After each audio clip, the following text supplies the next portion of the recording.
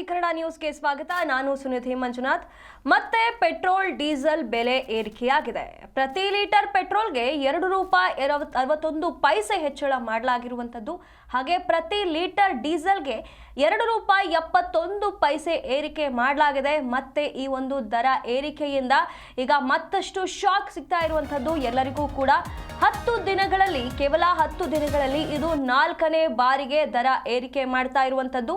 ತೈಲ ಕಂಪನಿಗಳಿಗೆ ಆಗಿರುವಂತಹ ನಷ್ಟವನ್ನ ಸರಿದೂಗಿಸುವುದಕ್ಕೆ ಈ ಒಂದು ಕ್ರಮವನ್ನ ಕೈಗೊಳ್ಳಲಾಗಿದೆ ಅಂತ ಹೇಳಲಾಗ್ತಾ ಇದೆ. ಹಾಗಾಗಿ ಪೆಟ್ರೋಲ್ ಡೀಸೆಲ್ ಬೆಲೆ ಏರಿಕೆಯ ವಿರುದ್ಧ ಜನರು ಆಕ್ರೋಶವನ್ನ ವ್ಯಕ್ತಪಡಿಸುತ್ತಿದ್ದಾರೆ. ಪದೇ ಪದೇ ಪೆಟ್ರೋಲ್ ಡೀಸೆಲ್ ಮೇಲೆ ಬೆಲೆ ಏರಿಕೆ ಮಾಡ್ತಾ ಇರುವಂತ ಕಾರಣ ಜನರ ಆಕ್ರೋಶಕ್ಕೆ ಇದು ಕಾರಣವಾಗಿರುವಂತದ್ದು. 10 ದಿನಗಳ ಅಂತರದಲ್ಲಿ 4ನೇ ಬಾರಿಗೆ ದರ ಏರಿಕೆ ಮಾಡ್ತಾ ಇರೋದ್ರಿಂದ ಜನರಿಗೆ ದೊಡ್ಡ ಶಾಕ್ ನೀಡಿದಂತೆ ಆಗಿದೆ. ಪ್ರತಿ ಲೀಟರ್ ಪೆಟ್ರೋಲ್ಗೆ ₹2.61 ಅಷ್ಟು ಹೆಚ್ಚಳ ಮಾಡಲಾಗಿದೆ. ಹಾಗೆ ಪ್ರತಿ ಲೀಟರ್ ಡೀಸೆಲ್ಗೆ ₹2.71 ಏರಿಕೆ ಮಾಡಲಾಗಿರುವಂಥದ್ದು. ಯುದ್ಧದಿಂದಾಗಿ ಆಗ್ತಾ ಇರುವಂತಹ ಎಫೆಕ್ಟ್ನಿಂದಾಗಿ ತೈಲ ಕಂಪನಿಗಳಿಗೆ ಏನು ನಷ್ಟವಾಗಿದೆ ಇದನ್ನ ಸರಿದೂಗಿಸುವಂತ ಒಂದು ಉದ್ದೇಶದಿಂದ ಈ ಕ್ರಮವನ್ನ ಕೈಗೊಳ್ಳಲಾಗಿದೆ ಅಂತ ಹೇಳಲಾಗ್ತಾ ಇದೆ. ಆದ್ರೆ ಪ್ರತಿ ಬಾರಿ ಈ ರೀತಿಯಾಗಿ ಏರಿಕೆ ಮಾಡೋದ್ರಿಂದ ಜನರಲ್ಲಿ ಆತಂಕಕ್ಕೆ ಕಾರಣವಾಗ್ತಾ ಇದೆ. ಒಂದೇ ಬಾರಿಗೆ ಒಂದು ಮೊತ್ತವನ್ನ ಏರಿಕೆ ಮಾಡಬಹುದು.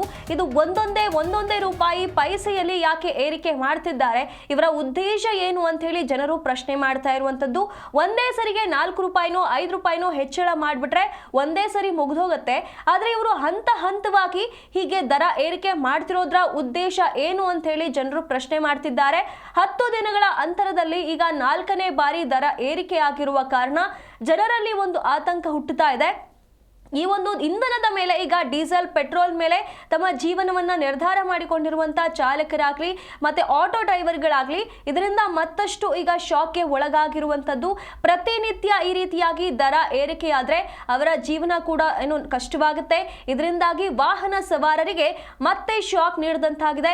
2-3 ದಿನಗಳ ಹಿಂದೆಯಷ್ಟೇ ಪೆಟ್ರೋಲ್ ದರ ಏರಿಕೆಯಾಗಿದೆ, ಡೀಸೆಲ್ ದರ ಏರಿಕೆಯಾಗಿದೆ ಅನ್ನುವಂತ ಮಾಹಿತಿಯನ್ನ ಕೇಂದ್ರ ಕೊಟ್ಟಿತ್ತು. ಆಗ್ಲೇ ಜನರು ಆಕ್ರೋಶವನ್ನ ವ್ಯಕ್ತಪಡಿಸಿದ್ರು. 3ನೇ ಬಾರಿ ಏರಿಕೆ ಆಗಿದೆ ಅಂತ ಹೇಳಿ. ಈಗ ನೋಡಿದ್ರೆ ಕೇವಲ ಸ್ವಲ್ಪ ದಿನದ ಅಂತರದಲ್ಲಿ ಮತ್ತೆ ಡೀಸೆಲ್ ಪೆಟ್ರೋಲ್ನ ದರ ಏರಿಕೆ ಮಾಡಿರುವಂತ ಆದೇಶವನ್ನ ಹೊರಡಿಸ್ತಾ ಇದ್ದಂತೆ ಜನರಲ್ಲಿ ಮತ್ತಷ್ಟು ಈಗ ಆಕ್ರೋಶ ವ್ಯಕ್ತವಾಗ್ತಾ ಇರುವಂತದ್ದು. ಕೇಂದ್ರ ಈ ಒಂದು ನಿರ್ಧಾರವನ್ನ ತೆಗೆದುಕೊಳ್ತಾ ಇರೋದ್ರ ಬಗ್ಗೆ ಜನರು ಆಕ್ರೋಶವನ್ನ ವ್ಯಕ್ತಪಡಿಸುತ್ತಿದ್ದಾರೆ. ತೈಲ ಕಂಪನಿಗಳ ನಷ್ಟವನ್ನ ಸರಿದೂಗಿಸುವಂತ ಕ್ರಮ ಇದು ಅಂತ ಹೇಳಲಾಗ್ತಾ ಇದೆ. ಆದ್ರೆ ಜನರ ಪಾಯಿಂಟ್ ಆಫ್ ವ್ಯೂ ಇಂದನೂ ಯೋಚನೆ ಮಾಡಬೇಕಾಗತ್ತೆ, ಅವರ ದೃಷ್ಟಿಯಿಂದಲೂ ನೋಡಬೇಕಾಗತ್ತೆ. ಒಂದೇ ಬಾರಿಗೆ ಒಂದು ಮೊತ್ತವನ್ನ ಹೆಚ್ಚಳ ಮಾಡುವ ಬದಲು ನಿಧಾನವಾಗಿ ಪೈಸೆ ಲೆಕ್ಕದಲ್ಲಿ, ರೂಪಾಯಿ ಲೆಕ್ಕದಲ್ಲಿ ಯಾಕೆ ಏರಿಕೆ ಮಾಡ್ತಾ ಇದೆ ಕೇಂದ್ರ ಅನ್ನುವಂತ ಪ್ರಶ್ನೆಗಳು ಉದ್ಭವ ಆಗ್ತಾ ಇರುವಂತದ್ದು. ಯುದ್ಧ ಆರಂಭವಾದಾಗಿಂದ ಈ ರೀತಿಯಾದಂತ ಬೆಳವಣಿಗೆಗಳು, ದರ ಏರಿಕೆಗಳು ಪ್ರತಿನಿತ್ಯ ನಡೀತಾ ಇದೆ. ದಿನನಿತ್ಯ ಬಳಸುವಂತ ಸಾಮಗ್ರಿಗಳ ದರ ಒಂದು ಕಡೆ ಹೆಚ್ಚಾಗ್ತಾ ಇತ್ತು, ಇನ್ನೊಂದು ಕಡೆ ಇಂಧನಗಳೇ ಸಿಗ್ತಾ ಇರಲಿಲ್ಲ. ಸಿಲಿಂಡರ್ ಆಗಲಿ, CNG ಆಗಲಿ ಅದರ ಕೊರತೆ ಕಾಣ್ತಾ ಇತ್ತು. ಅದರ ಬೆನ್ನಲ್ಲೇ ಈಗ ಪೆಟ್ರೋಲ್ ಡೀಸೆಲ್ ದರ ಕೂಡ ಹೆಚ್ಚಿಗೆ ಮಾಡ್ತಾ ಇರುವಂಥದ್ದು. ಕೆಲವೊಂದಿಷ್ಟು ಜಿಲ್ಲೆಗಳಲ್ಲಿ ಡೀಸೆಲ್ ಪೆಟ್ರೋಲ್ ಸಿಗದೆ ಜನರು ಒದ್ದಾಡ್ತಿದ್ದಾರೆ. ಅಂತ ಸಮಸ್ಯೆಗಳು ಒಂದು ಕಡೆ.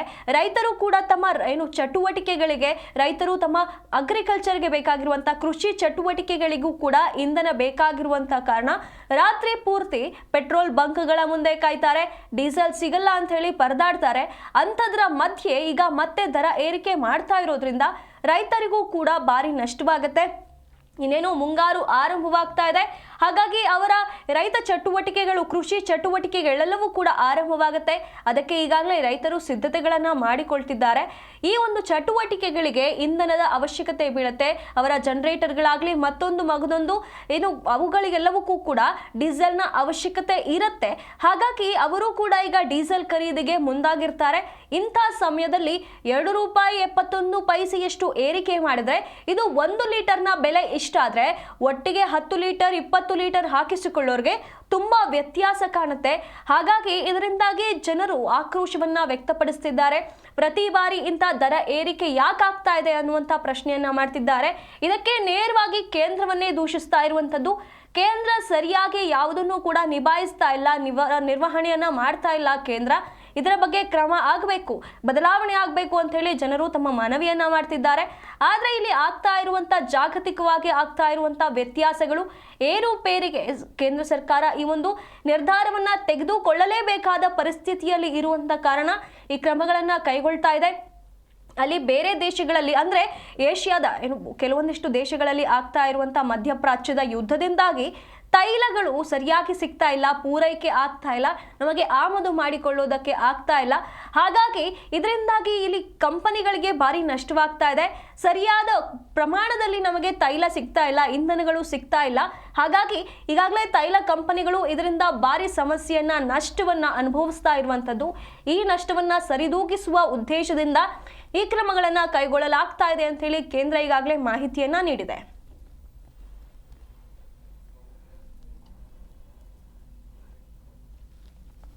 ಈ ಬಗ್ಗೆ ಹೆಚ್ಚಿನ ಮಾಹಿತಿಯನ್ನು ನಮ್ಮ ಪ್ರತಿನಿಧಿ ಭವ್ಯ ಸುನಿಲ್ ನೀಡ್ತಾ ಹೋಗ್ತಾರೆ. ಭವ್ಯ, ಈಗ 10 ದಿನದಲ್ಲಿ 4ನೇ ಬಾರಿಗೆ ಇಂಥ ದರ ಏರಿಕೆಯ ಮಾಹಿತಿಯನ್ನ ಕೇಂದ್ರ ಕೊಡ್ತಾ ಇದೆ. ಇದರ ಬಗ್ಗೆ ಜನರು ಯಾವ ರೀತಿಯಾಗಿ ತಮ್ಮ ಪ್ರತಿಕ್ರಿಯೆಯನ್ನ ನೀಡ್ತಿದ್ದಾರೆ? ಇದು ಜನಸಾಮಾನ್ಯರಿಗೆ ಶಾಕ್ ಮೇಲೆ ಶಾಕ್ ಅಂತಾನೆ ಹೇಳ್ಬೋದು.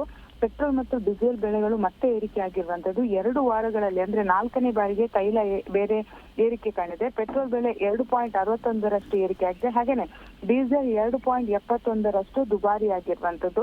ಸದ್ಯ ಅಮೆರಿಕ ಇರಾನ್ ಯುದ್ಧ ಮತ್ತು ಹಾರ್ಮೋಜ್ ಜಲಸಂಧಿಯಲ್ಲಿನ ಬಿಕ್ಕಟ್ಟಿನಿಂದ ಭಾರತದಲ್ಲಿ ಇಂಧನ ಬೆಲೆಗಳು 10 ದಿನದಲ್ಲಿ 4ನೇ ಬಾರಿಗೆ ಏರಿಕೆ ಕಂಡಿರುವಂತದ್ದು. ಸೊ ಇದು ಬಹಳಷ್ಟು ಜನಸಾಮಾನ್ಯರಿಗೆ ಹೊರೆ ಅಂತಾನೆ ಹೇಳ್ಬೋದು. ಸದ್ಯ ಪೆಟ್ರೋಲ್ ಬೆಲೆ ಲೀಟರ್ಗೆ 8ರಷ್ಟು ಏರಿಕೆ ಆಗಿರುವಂತದ್ದು. ಸೊ ಕೇವಲ 2 ವಾರಗಳಷ್ಟೇ ಇಷ್ಟೊಂದು ದರ ಏರಿಕೆ ಆಗ್ತಾ ಕಾರಣ ಜನಸಾಮಾನ್ಯರು ಬಹಳಷ್ಟು ಒಂದು ಕಷ್ಟಕರ ಪರಿಸ್ಥಿತಿಗೆ ದೂಡುವಂತಹ ಪರಿಸ್ಥಿತಿ ಕೂಡ ನಿರ್ಮಾಣ ಆಗುತ್ತಾ ಅನ್ನೋ ಪ್ರಶ್ನೆ ಕೂಡ ಇಲ್ಲಿ ಉದ್ಭವ ಆಗುತ್ತೆ. ತೈಲ ಕಂಪನಿಗಳು ಮೇ 23ರಂದು ಶನಿವಾರವಷ್ಟೇ ಪೆಟ್ರೋಲ್ ಮತ್ತು ಡೀಸೆಲ್ ಬೆಲೆಗಳನ್ನ ಹೆಚ್ಚಿಸಿತ್ತು. ಪೆಟ್ರೋಲ್ ಬೆಲೆಯನ್ನ ಲೀಟರ್ಗೆ 87 ಪೈಸೆ ಮತ್ತು ಡೀಸೆಲ್ಗೆ 90 ಪೈಸೆ ಹೆಚ್ಚಿಸಲಾಗಿತ್ತು. ಇದಕ್ಕೂ ಮೊದಲು ಪೆಟ್ರೋಲ್ ಮತ್ತು ಡೀಸೆಲ್ ಬೆಲೆಗಳನ್ನ 2 ಬಾರಿ ಹೆಚ್ಚಿಸಲಾಗಿತ್ತು. ಮೇ 15ರಂದು ಪೆಟ್ರೋಲ್ 3ರಷ್ಟು ಮತ್ತು ನಂತರ ಮೇ 19ರಂದು ಮತ್ತೆ ಲೀಟರ್ಗೆ 90 ಪೈಸೆಯಷ್ಟು ಏರಿಕೆ ಆಗಿತ್ತು. ಇದೀಗ ಮತ್ತೆ ಗಾಯದ ಮೇಲೆ ಬರೆ ಎಳೆದಂತಾಗಿದೆ. ತೈಲ ಕಂಪನಿಗಳು ನಷ್ಟದಲ್ಲಿದೆ. ಸೊ ಈ ಕಾರಣಕ್ಕಾಗಿ ಬೆಲೆ ಏರಿಕೆಯನ್ನ ಮಾಡ್ತಿದ್ದೀವಿ ಅನ್ನೋದು ಸ್ಪಷ್ಟನೆ ಇರುವಂತದ್ದು. ಆದ್ರೆ ಇಲ್ಲಿ ನಾವು ಮೂಲಗಳ ಮಾಹಿತಿ ಪ್ರಕಾರ ಮುಂಬರುವಂತಹ ದಿನಗಳಲ್ಲಿ 120ರ ಗಡಿ ದಾಟುತ್ತಾ ಅನ್ನೋ ಪ್ರಶ್ನೆ ಕೂಡ ಇಲ್ಲಿ ಉದ್ಭವ ಆಗುತ್ತೆ. ಅಂದ್ರೆ ಕೊಂಚ ಪೈಸೆಯ ಮೂಲಕ ಹೆಚ್ಚಳ ಮಾಡೋ ಮೂಲಕ ಮುಂಬರುವಂತಹ ದಿನಗಳಲ್ಲಿ ಮತ್ತಷ್ಟು ಹೆಚ್ಚಳ ಆಗುವ ಸಾಧ್ಯತೆ ಇದೆ. ಇದು ಜನಸಾಮಾನ್ಯರಿಗೆ ಒಂದು ಹೊರೆ ಅಂತಾನೆ ಹೇಳ್ಬೋದು. ಯಾಕಂದ್ರೆ ಈಗಾಗ್ಲೇ ಆಟೋ ಚಾಲಕರನ್ನ ನಮ್ಮ ಜಿ ಕನ್ನಡ ಕೂಡ ಮಾತಾಡುವಾಗ ಬಹುತೇಕ ಕಡೆಗಳಲ್ಲಿ CNG ಆಗಿರ್ಬೋದು, ಪೆಟ್ರೋಲ್ ಡೀಸೆಲ್ಗಳು ಸಿಕ್ಕರೂ ಕೂಡ ಅದರ ಮೇಲೆ ಹೆಚ್ಚಳವಾಗಿ ಹಣವನ್ನ ತೆಗೆದುಕೊಳ್ಳುವಂತಹ ಕೆಲಸವನ್ನ ಕೂಡ ಪೆಟ್ರೋಲ್ ಮಾಲೀಕರು ಮಾಡ್ತಿರುವಂತದ್ದು. ಅಂದ್ರೆ ಜಾಗತಿಕ ಮಟ್ಟದಲ್ಲಿ, ಅಂತಾರಾಷ್ಟ್ರೀಯದಲ್ಲಿ ಬಹಳಷ್ಟು ಏರಿಳಿತ ಉಂಟಾಗ್ತಾ ಇದೆ. ಸೊ ಈ ಕಾರಣಕ್ಕಾಗಿ ತೈಲ ಕಂಪನಿಗಳು ಈಗಾಗಲೇ ನಷ್ಟದಲ್ಲಿರುವಂತದ್ದು. ಸೊ ನಷ್ಟವನ್ನ ಸರಿದೂಗಿಸೋಕ್ಕೋಸ್ಕರ ಈ ರೀತಿಯಾಗಿ ಬೆಲೆ ಏರಿಕೆಯನ್ನ ಮಾಡ್ತಾ ಇದ್ದಾರೆ ಅನ್ನೋ ಮಾಹಿತಿ ಕೂಡ ಇರುವಂತದ್ದು. ಸದ್ಯ ಮುಂಜಾನೆ ಒಂದು ಹೊತ್ತಲ್ಲೇ ಈ ಏರಿಕೆ ಮಾಡ್ತಾ ಇರೋ ಕಾರಣಕ್ಕಾಗಿ ಸುಮಾರು 10-11 ಗಂಟೆ ಆಗುವಾಗ ವಾಹನ ಸವಾರರಿಗೆ ಇದೊಂದು ಶಾಕ್ ಮೇಲೆ ಶಾಕ್ ಅಂತಾನೆ ಹೇಳ್ಬೋದು. ಕಳೆದ ಶನಿವಾರ ಕೂಡ ಅಷ್ಟೇ ಇದೇ ಹೊತ್ತಿನಲ್ಲಿ ಏರಿಕೆಯನ್ನ ಮಾಡಿದ್ರು. ವಾಹನ ಸವಾರರಿಗೆ ಪಾಪ ವಿಷಯನೇ ಗೊತ್ತಿರ್ಲಿಲ್ಲ. ಯಾಕಂದ್ರೆ ತಮ್ಮ ಬ್ಯುಸಿ ಲೈಫ್ ಅಲ್ಲಿ ಇರ್ತಾರೆ ಮಾರ್ನಿಂಗ್ ಎದ್ದ ತಕ್ಷಣ. ಸೊ ಪೆಟ್ರೋಲ್ ಡೀಸೆಲ್ ಹಾಕೋಕೆ ಹೋದಾಗ ಈ ವಿಚಾರ ತಿಳಿದು ಮತ್ತಷ್ಟು ಒಂದು ಆಕ್ರೋಶವನ್ನ ಕೂಡ ವ್ಯಕ್ತಪಡಿಸಿದ್ರು. ಸೊ ಮುಂಬರುವಂತಹ ದಿನಗಳಲ್ಲಿ ಮತ್ತಷ್ಟು ಇದು ಜಾಸ್ತಿ ಆಗೋದು ಅನ್ನೋದು ಮಾತ್ರ ಪಕ್ಕ ಇದೆ. ಅದ್ರಲ್ಲಿ ಕೂಡ ಪೈಸೆ ಲೆಕ್ಕದಲ್ಲಿ ಜಾಸ್ತಿ ಮಾಡ್ತಾ ಹೋದ್ರೆ ಇನ್ನು ಶನಿವಾರ ಮಾತ್ರ ಹೈಕ್ ಮಾಡಿರುವಂತದ್ದು. ಈಗ ಮತ್ತೆ ಸೋಮವಾರ ಹೈಕ್ ಮಾಡಿದ್ರು. ಅಂದ್ರೆ ಒಂದೇ ದಿನದ ಡಿಸ್ಟೆನ್ಸ್ ಅಲ್ಲಿ ಈ ರೀತಿಯಾಗಿ ಹೈಕ್ ಮಾಡ್ತಾ ಇದ್ದಾರೆ. ಬಟ್ ಇವರ ಟಾರ್ಗೆಟ್ ಸುಮಾರು 120 ಅನ್ನೋ ವಿಚಾರ ಕೂಡ ಇರುವಂತದ್ದು. ಸೊ ಮತ್ತಷ್ಟು ಏರಿಕೆ ಆದ್ರೆ ಜನಸಾಮಾನ್ಯರಿಗೆ ಇದು ಹೊರೆ ಅಂತಾನೆ ಹೇಳ್ಬೋದು. ಯಾಕಂದ್ರೆ ಇವಾಗ್ಲೇ ಪ್ರತಿ ವಸ್ತುಗಳ ಬೆಲೆ ದಿನೇ ದಿನೇ ಏರಿಕೆ ಆಗ್ತಾ ಇದೆ. ಎಕ್ಸಾಂಪಲ್ ಅಡುಗೆ ವಸ್ತುವಿಂದ ಹಿಡಿದು ಪ್ರತಿಯೊಂದು ಕಾಸ್ಮೆಟಿಕ್ ಆಗಿರ್ಬೋದು, ಪ್ರತಿಯೊಂದರ ಬೆಲೆ ಅಂದ್ರೆ ಯುದ್ಧದ ರೀಸನ್ ಇಂದಾಗಿ ಏರಿಕೆ ಆಗ್ತಾ ಇರುವಂತದ್ದು. ಸೊ ಪೆಟ್ರೋಲ್ ಡೀಸೆಲ್ ನ ಏರಿಕೆ ಮತ್ತೊಂದ್ ಕಡೆ ಪ್ರಧಾನಿ ಮೋದಿ ಅವರು ಕೂಡ ಒಂದು ಕರೆಯನ್ನ ಕೊಟ್ಟಿರುವಂತದ್ದು. ಆದಷ್ಟು ಮೆಟ್ರೋ ಆಗಿರ್ಬೋದು ಬಸ್ಗಳನ್ನ ಬಳಕೆ ಮಾಡುವಂತೆ. ಆದ್ರೆ ಪ್ರತಿದಿನ ಮೆಟ್ರೋ ಆಗಿರ್ಬೋದು ಬಸ್ಗಳನ್ನೇ ಜನರು ಬಳಸೋಕ್ಕಾಗಲ್ಲ. ಯಾಕಂದ್ರೆ ಬಹುತೇಕ ಮಂದಿ 2 ವೀಲರ್ ಅನ್ನ ಓಡಿಸ್ತಾರೆ. ಅದ್ರಲ್ಲೂ ಕೂಡ ಆಟೋ ಚಾಲಕರಾಗಿರ್ಬೋದು, ಕ್ಯಾಬ್ ಡ್ರೈವರ್, ಓಲಾ, ಉಬರ್ ಆಗಿರ್ಬೋದು. ಸೊ ಅದಕ್ಕೆ ಡಿಪೆಂಡ್ ಆಗಿರ್ತಾರೆ. ಸೊ ಪೆಟ್ರೋಲ್ ಡೀಸೆಲ್ಗಳು ಜಾಸ್ತಿ ಆದಾಗ ಅವ್ರಿಗೆ ಇದೊಂದು ಹೊರೆ ಆಗುತ್ತೆ. ಯಾಕಂದ್ರೆ ಈಗಾಗಲೇ ಬಹುತೇಕ ಕಂಪನಿಗಳು ವರ್ಕ್ ಫ್ರಮ್ ಹೋಮ್ ಕೂಡ ಕೊಟ್ಟಿರುವಂತದ್ದು. ಒಂದು ಕಡೆ ಬಾಡಿಗೆ ಸಿಗದೆ ಅಂದ್ರೆ ದಿನದ ಇಷ್ಟು ಅಂತ ಅವರ ಟಾರ್ಗೆಟ್ ಇರುತ್ತೆ. ಅದ್ರಲ್ಲಿ ಕೂಡ ಓಲಾ ಉಬರ್ ಕಂಪನಿಗಳಿಗೆ ಇಷ್ಟು ಶೇಕಡ ಅಂದ್ರೆ ಪರ್ಸೆಂಟೇಜ್ ಅನ್ನ ಕೊಡ್ಬೇಕಾಗುತ್ತೆ. ಸೊ ಈ ರೀತಿಯಾಗಿ ಏರಿಕೆ ಆದಾಗ ಅಂದ್ರೆ ದಿನಕ್ಕೆ ಅವರಿಗೆ ₹2 ₹5 ಸಿಗೋದು ಕೂಡ ನಷ್ಟದಲ್ಲೇ ಇದ್ದಾರೆ ಅಂತ ಹೇಳ್ಬೋದು. ಒಟ್ಟಾರೆ ಹೇಳೋದಾದ್ರೆ ಇದು ಜನಸಾಮಾನ್ಯರ ಮೇಲೆ ಬರೆ ಇಲ್ಲದಂತ ಆಗುತ್ತೆ. ಸುನಿಧಿ, ಧನ್ಯವಾದಗಳು ಭವ್ಯ ನಿಮ್ಮೆಲ್ಲ ಮಾಹಿತಿಗಾಗಿ.